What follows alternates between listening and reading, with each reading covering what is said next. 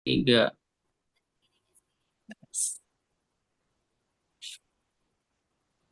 Assalamualaikum warahmatullahi wabarakatuh. Kami dari kelompok 1 mata kuliah komputasi statistik akan mempresentasikan hasil dari kerja praktikum kami yang beranggotakan saya sendiri ada Estria Rohanali Sidauruk, selanjutnya ada Anung Nugroho, ada Mirzan Yusuf Rabani, dan ada Ahmad Zidan Wirawan. Yang pertama yaitu ada struktur data dalam R. Struktur datanya yang pertama ada vektor. Vektor merupakan objek data paling sederhana dalam R, dan semua elemen memiliki tipe kelas yang sama.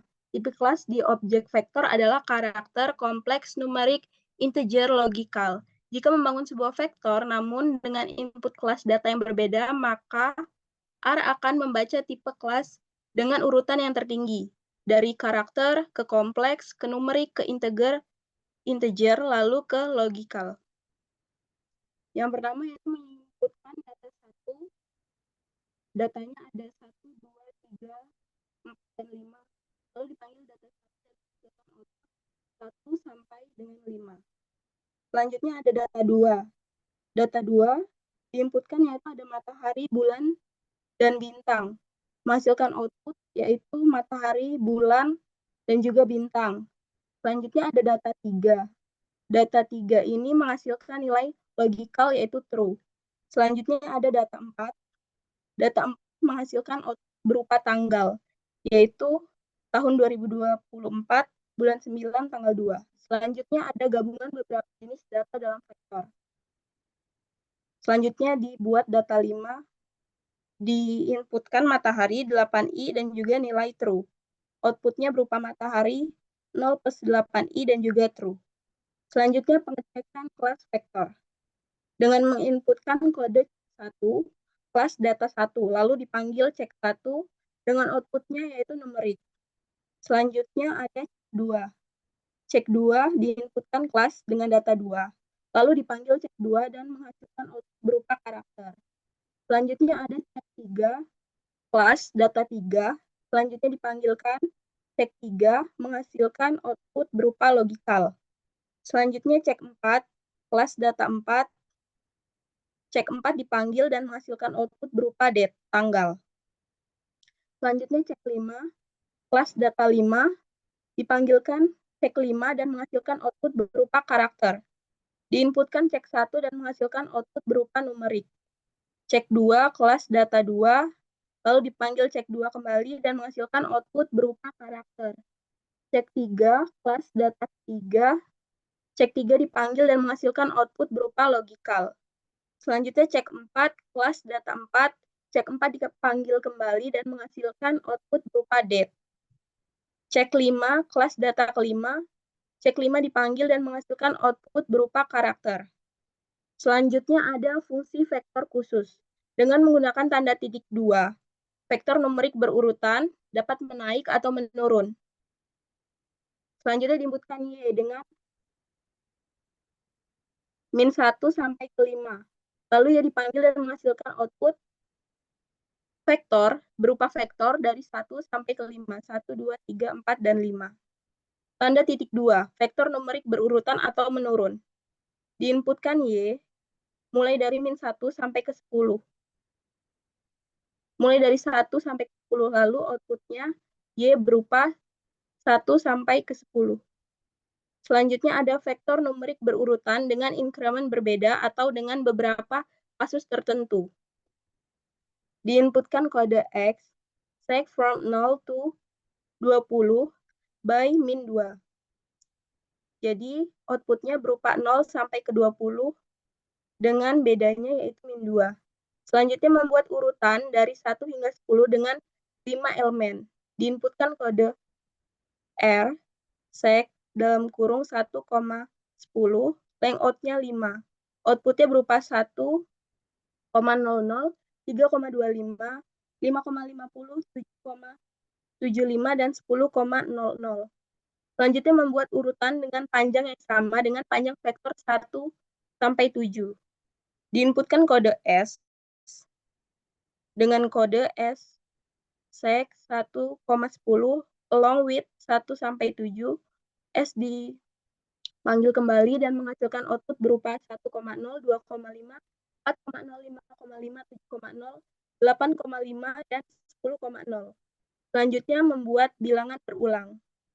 Membuat A, diinputkan kode A, repetisi 1 sampai 5,2. 1:5,2 yang artinya 1 sampai 5 sebanyak 2 kali.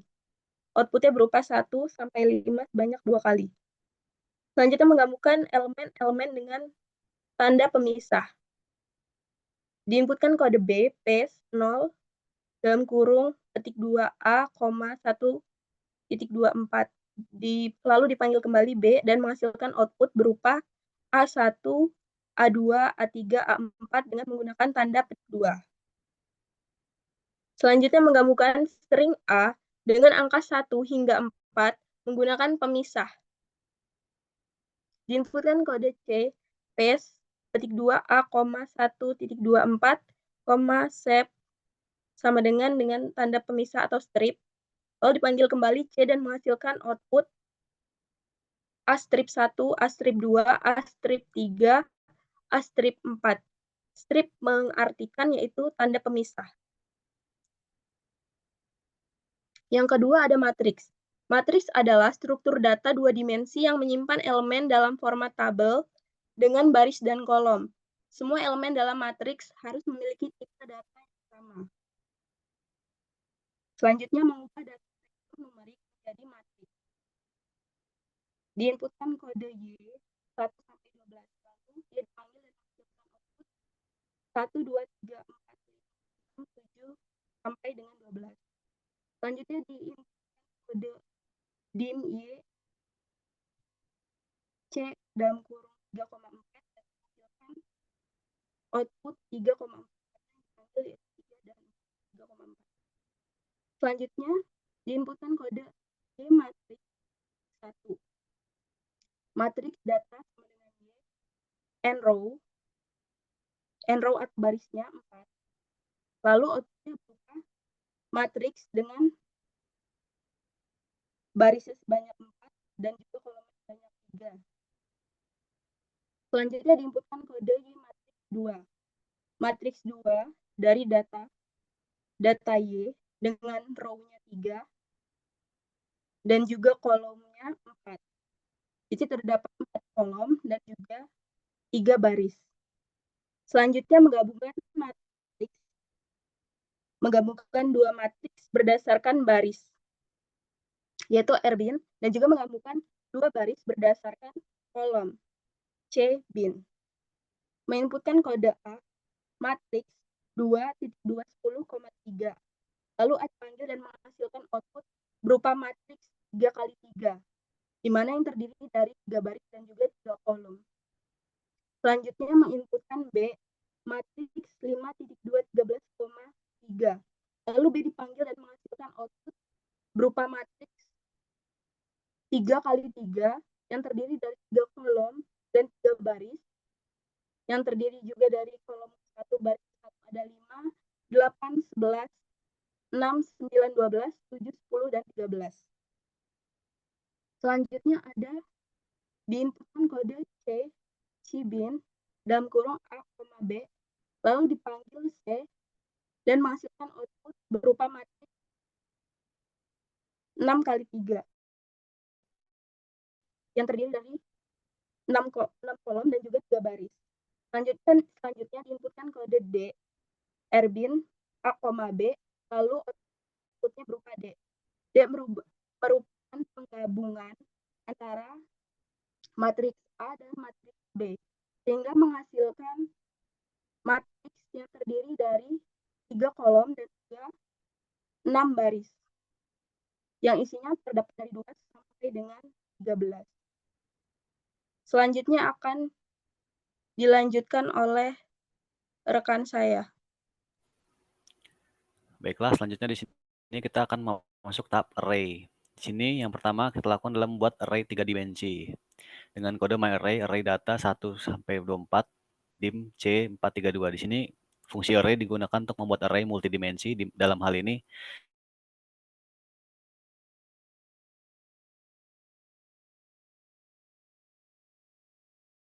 Array memiliki dimensi 4 baris, 3 kolom, dan 2 lapisan.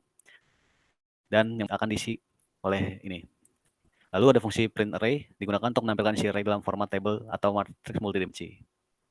Lalu yang selanjutnya adalah mengakses elemen tertentu di array. Nah, ada elemen myArray 231 dan print elemen. Nah, kode ini mengakses elemen dari di baris kedua, kolom ketiga, dan lapisan ke-1 dari array. Lalu selanjutnya di sini ada mengubah dimensi array. Nah, di dim myArray C262 dan print myArray 6 kolom 2 lapisan. Isi data tidak berubah tetapi format array disesuaikan dengan dimensi yang baru. Lalu selanjutnya ada operasi dalam array. Nah, di sini ada total sum myArray, average min myArray. Di mana sum ini digunakan untuk menghitung total dari semua elemen dalam array. Dan min myArray di sini menghitung rata-rata nilai dari elemen dari dalam array. Dan kita gunakan fungsi print untuk melihat total dan rata-rata dari array-nya. Di sini dapat terlihat totalnya adalah 300 dan rata-ratanya adalah 12,5. Lalu selanjutnya di sini kita akan mengakses seluruh baris dari dan kolom pada semua lapisan. Di sini kita akan menggunakan fungsi slash myArray 12 dan print. Nah, di sini mengambil baris kedua dan kolom kedua dari semua lapisan, tanda koma terakhir menunjukkan tanpa angka menunjukkan bahwa semua lapisan diambil. Lalu selanjutnya adalah faktor. Nah, di sini kita akan buat vektor karakter dengan fungsi char faktor C dengan membuat vektor karakter yang berisi warna-warna seperti merah, biru, dan hijau. Lalu kita menggunakan fungsi print untuk menampilkan vektor. Lalu selanjutnya ada mengkonversi vektor karakter menjadi faktor. Dengan kode color faktor, char faktor, print color faktor. Fungsi faktor ini digunakan untuk mengubah vektor karakter menjadi faktor yang merupakan tipe data kategorikal. Ini berguna saat data hanya memiliki sejumlah nilai yang tetap kategori atau kategorikal. Lalu selanjutnya kini akan menggunakan satu tahap mengakses level dari faktor dengan kode level color faktor, dan print. Nah, fungsi level ini digunakan untuk mengakses semua level kategori yang ada dalam faktor. Hasilnya berupa daftar level kategori dari faktor tersebut. Seperti yang ada pada modul di atas, modul di sini. Lalu selanjutnya kita akan membuat faktor ordinal. Dengan kode education faktor C kita masukkan SMA, S1, S2, S1, SMA. Lalu dengan level C, SMA, S1, S2, order true. Yang mana fungsi order true ini itu menunjukkan bahwa faktor ini memiliki urutan ordinal. Dalam hal ini tingkat pendidikan yang diurutkan dari SMA yang terendah sampai S2 yang tertinggi. Urutan level ditentukan dengan kode level C, SMA, S1, S2. Lalu selanjutnya di ini ada mengubah level faktor dengan kode level color faktor C, biru, hijau, merah, lalu print. Di sini level juga dapat digunakan untuk mengganti nama level pada faktor. Dalam contoh ini level biru, hijau, dan merah diubah menjadi biru, hijau, dan merah. Setelah perubahan faktor ditampilkan dengan nama level yang baru. Selanjutnya. Lalu ada juga mengonversi faktor menjadi vektor karakter dengan kode char vektor from faktor as karakter color faktor. Lalu print char vektor from faktor. Nah, fungsi as karakter ini digunakan untuk mengonversi faktor kembali menjadi vektor karakter. Hasilnya berupa vektor karakter yang mencerminkan kategori dari faktor seperti hasil di bawah. Lalu yang terakhir itu adalah membuat data frame dengan variabel kategorikal. Di sini kita menggunakan kode df data frame response C12345 dan treatment faktor CABABA. Lalu print df. Nah, fungsi data frame ini digunakan untuk membuat tabel data. Di sini tabel data memiliki dua kolom, yaitu response, kolom numerik dengan nilai 1 sampai 5, lalu ada treatment, kolom faktor yang berisi kategori A dan B. Lalu kita menggunakan print untuk menampilkan data frame dalam format dalam table seperti di gambar. Baiklah, selanjutnya akan dilanjutkan oleh teman saya. Nah, selanjutnya itu ada list, yaitu merupakan struktur data yang memungkinkan untuk menyimpan berbagai jenis objek dalam satu wadah. Nah, di sini kita akan membuat list, yaitu yang listnya berisi numbers C1, 2, 3, 4, letters C, A, B, C, matrix data, matrix,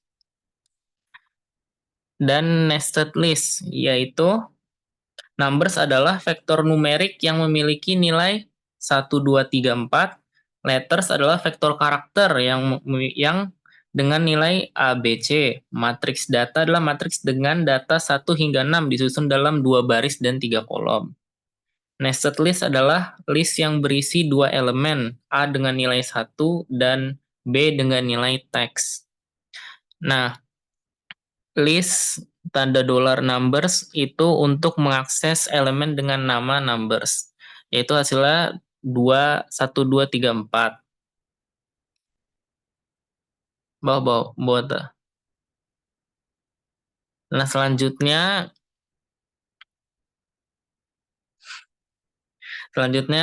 kita mengakses elemen dengan list dengan elemen dengan indeks 2, yaitu yang menghasilkan vektor karakter A, B, C. Selanjutnya kita mengakses elemen dalam list yang dinyatakan sebagai list lain, yaitu list nested list, yaitu yang sudah disebutkan tadi, A dengan nilai elemen 1. Selanjutnya ada list tanda dolar new element, C new element. Nah, terus kita panggil list yang baru, yaitu kita menambahkan elemen baru ke dalam list fungsinya. Selanjutnya ada list new element null. Itu fungsinya untuk menghapus kolom yang ada dalam list tersebut. Selanjutnya list letter, list dollar letter C, X, Y, Z. Nah, itu fungsinya untuk mengubah elemen dalam list menjadi vektor karakter baru dengan nilai X, Y, dan Z. Selanjutnya kita menyusun data frame dengan list. Kita menyusun data frame dengan list baru. Yang itu df1 data frame ID 13 value C10 20 30. Jadi kita menyusun data dengan list. Selanjutnya itu kita membuat beberapa data frame untuk digabungkan menjadi dalam satu list gitu. Terus combine data, kita menampilkan data yang telah digabungkan yang seperti di gambar gitu, yang sudah dibuat tadi sebelumnya data frame-nya. Selanjutnya ke data frame. Data frame adalah salah satu struktur data yang sering digunakan untuk menyimpan dan mengelola data dalam bentuk tabel. Data frame mirip dengan tabel atau spreadsheet di mana setiap kolom bisa memiliki data yang berbeda. Kayak nggak harus angka, karakter, atau faktor, tapi setiap baris harus memiliki tipe data yang sama supaya dapat terbaca.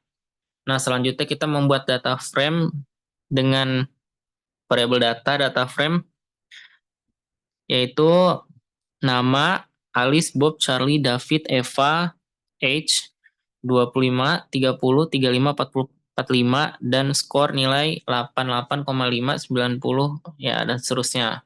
Nah, di situ ada ID-nya, dapat ditampilkan ID-nya,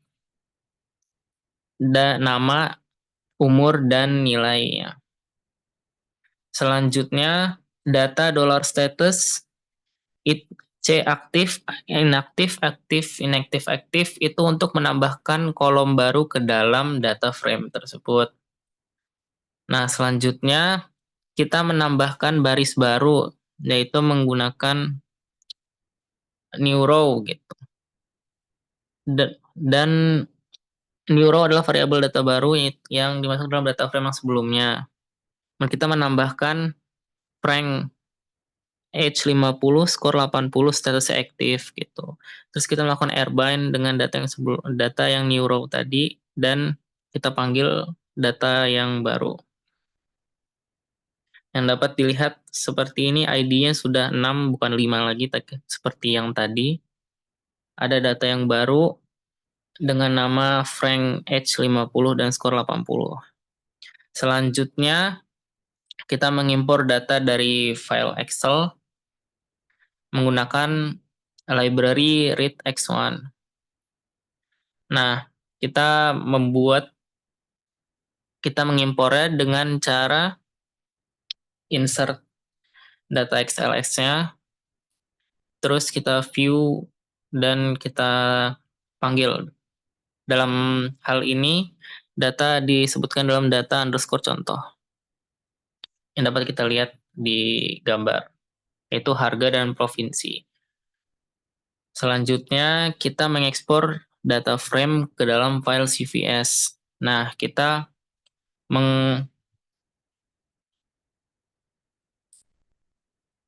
tujuannya ini untuk mengekspor data frame ke dalam file CVS gitu. Jadi ya dari yang sebelumnya file XLS gitu, kita ubah menjadi file CVS. Nah, selanjutnya yang percobaan if akan dilanjutkan oleh teman saya. Baik, di sini ada percabangan if. Jadi yang sudah dipelajari dari praktikum yaitu percabangan if itu untuk digunakan pada saat membuat keputusan berdasarkan kondisi tertentu. Di mana percabangan ini ada if, else, dan else if. Dan di sini ada contoh code-nya, di mana di sini adalah variable x, di mana nilai variable x itu ada 10. Dan di sini kita melakukan percabangan if dan else if, di mana jika x lebih besar daripada 0 itu akan di-print sebagai angka positif. Selain itu, misalnya nilai x lebih kecil daripada 0 itu maka akan di-print sebagai negatif, di mana nilai variabel x di sini adalah 10, yang mana adalah angka positif. Nah, lalu di sini ada eh, pada saat kondisi boolean. Nah, di sini eh, untuk nilai dari isRaining itu adalah true. Lalu if itu mengevaluasi apakah nilai dari isRaining ini true atau false. Di mana nilai dari variabel itu adalah true, yang mana itu akan menghasilkan hasil harus membawa payung gitu. Lalu di sini adalah perintah untuk kondisi kompleks, di mana untuk kondisi kompleks ini nilai dari age itu adalah 25, dan kita menggunakan hash ID yaitu true. Lalu kita menggunakan kondisi di mana untuk umur yang lebih besar daripada sama dengan 18 itu adalah eh, akan di-print sebagai Anda dapat membeli rokok. Begitu pula sebaliknya, jika nilai di bawah 18 itu akan di-print sebagai Anda terlalu muda untuk membeli rokok. Dan untuk nilai dari age dan hash ID itu adalah Anda dapat membeli rokok, di mana nilai age itu adalah 25. Lalu di sini ada pernyataan if dalam fungsi, di mana untuk eh, cek age itu jika if jika age-nya itu lebih besar dari sama dengan 18 itu maka akan menghasilkan dewasa. Lalu else-nya akan menghasilkan belum dewasa. Dimana di sini kita akan mengecek bahwasannya umur kita memberi nilai 20 itu akan menghasilkan eh, hasil dewasa. Nah, lalu di sini kita menggunakan if else untuk vektor.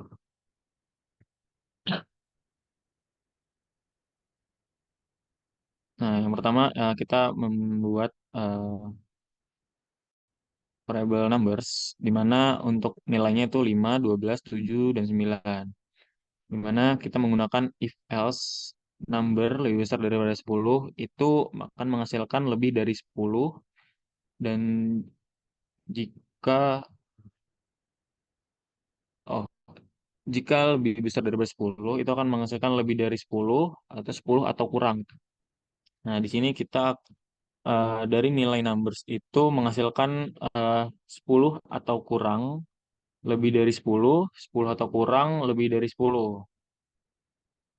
Lalu kita lanjut ke perulangan, di mana perulangan ini digunakan untuk menjalankan sekelompok pernyataan beberapa kali.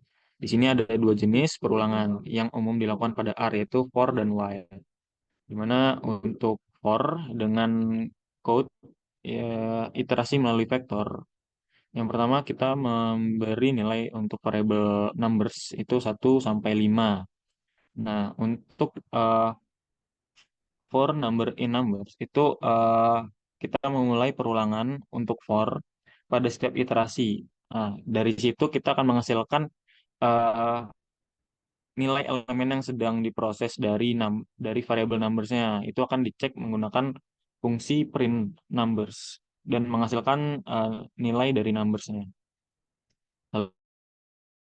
Lalu iterasi melalui indeks. Nah, di mana di sini kita menggunakan variabel names dengan kita isi Alice, Bob, dan Charlie. Lalu untuk set long names itu berfungsi untuk menghasilkan vektor yang berisi urutan angka dari 1 hingga panjang vektor names-nya. Lalu untuk eh, pas paste itu untuk menggabungkan string indeksnya, nilai dari i dan string name dan nilai name i. Dan hasilnya itu penggabungan atau fungsi dari paste tersebut ke konsol yang eh, akan ditampilkan, yaitu indeks 1, name-nya dengan Alice, dan seterusnya. Lalu kita menggunakan for untuk menghitung total.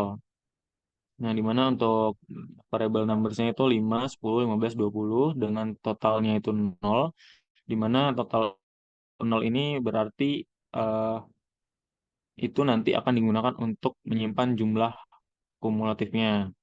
Lalu for number in number itu perulangan untuk mengiterasi setiap elemen dalam vektor numbers-nya. Jadi hasilnya itu nanti total plus number. Eh, Nilai elemen numbernya itu akan ditambahkan ke variabel totalnya sehingga total kumulatif tertambah setiap kali iterasi berjalan. Di sini iterasi sebanyak 4 dengan total 30 plus 20 menghasilkan nilai 50 gitu. Nah, lalu di sini kita menggunakan perulangan while gitu dengan variabel count-nya itu 1, lalu while count lebih lebih dengan kondisi count-nya itu 5 bernilai true.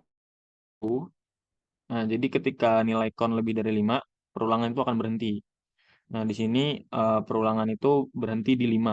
Jadi akan menghasilkan 1, 2, 3, 4, 5.